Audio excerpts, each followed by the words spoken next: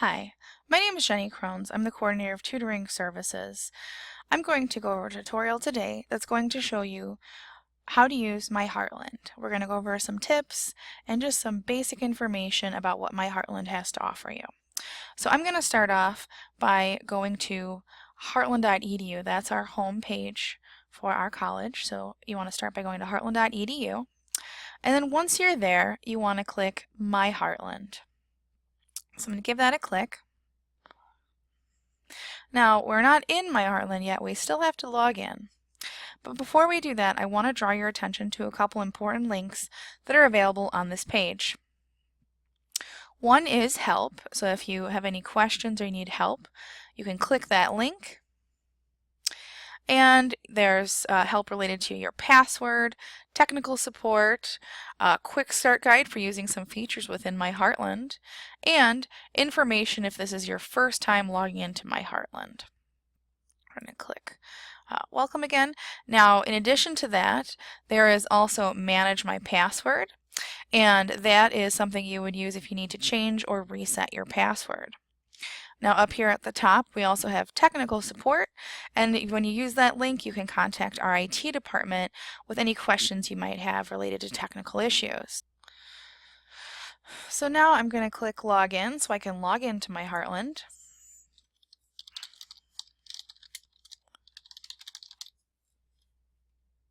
Now I'm logged into MyHeartland, and now there's a number of resources I have access to, and I'm going to go through and explain each one of these areas in MyHeartland to give you a little bit more of an understanding of how you can use these various links in here. Now, if we look up at the top here, there's a number of tabs you can use. Now this first one, Iris, is what you may have used to enroll in classes, and if you haven't, you can use it to enroll in classes. You can also withdraw from classes, and you can check your remaining balance or even pay your balance through the Iris tab here.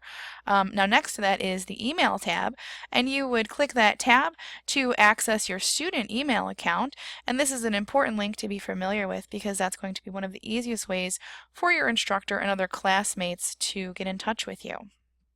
Now the next tab is the Blackboard tab, and you click that and you would then click the Blackboard link here, and that's going to open up another tab for you, and you want to pay special attention to the My Courses section.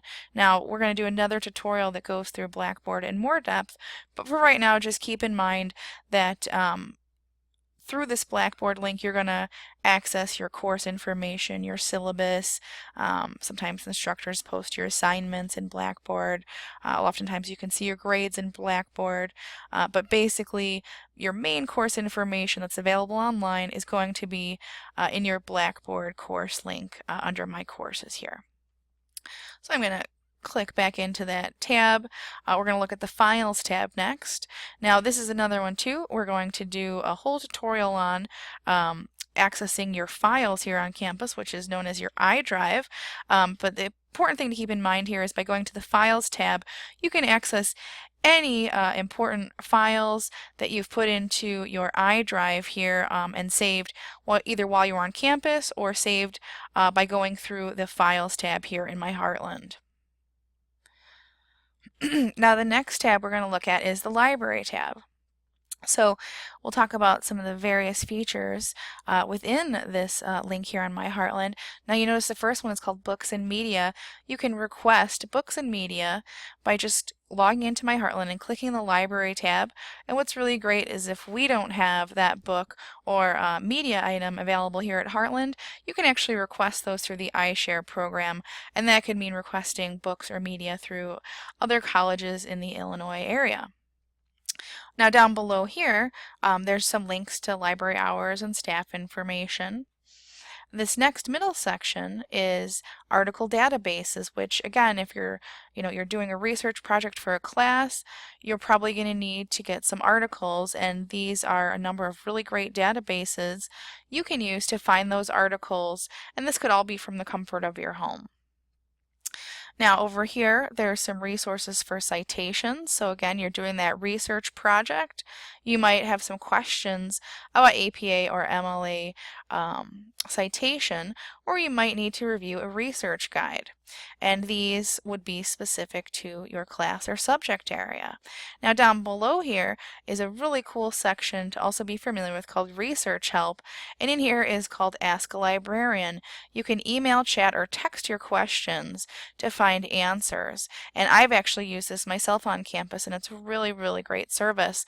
Now, right now, the library is closed, but when it's open, you would actually see a chat window here where you can message back and forth live with a librarian. Now the final tab here that we're going to look at that's really important for you to familiarize yourself with is the Appointments tab.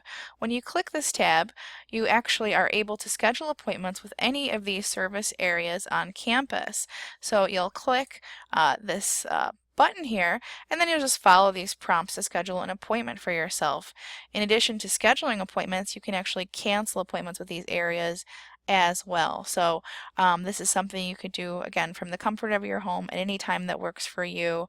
You could schedule or cancel these appointments, and you don't have to worry about calling us or walking in to set those appointments up. So we'll go back to the home page, and we're going to cover just a couple more areas in MyHeartland. So right now we've covered the tabs up here.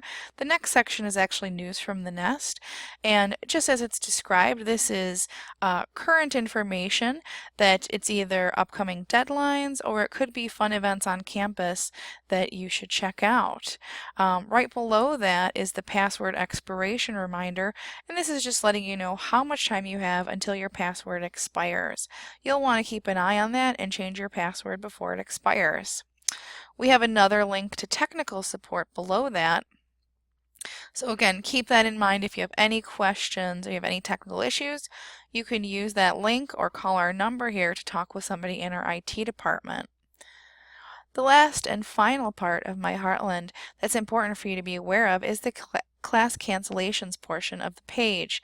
So if there's any canceled classes, they would be listed here, and this is a good thing to be familiar with in case your class is canceled. This might be a great place to get that notification. Now that concludes our tutorial for MyHeartland. Remember, there's more tutorials coming.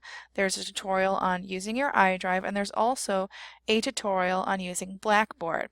So if you're interested in learning more about those, you should check out those tutorials.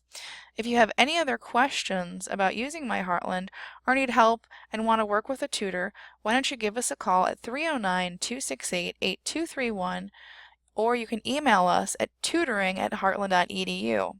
You also have learned that you can schedule appointments with a tutor as well.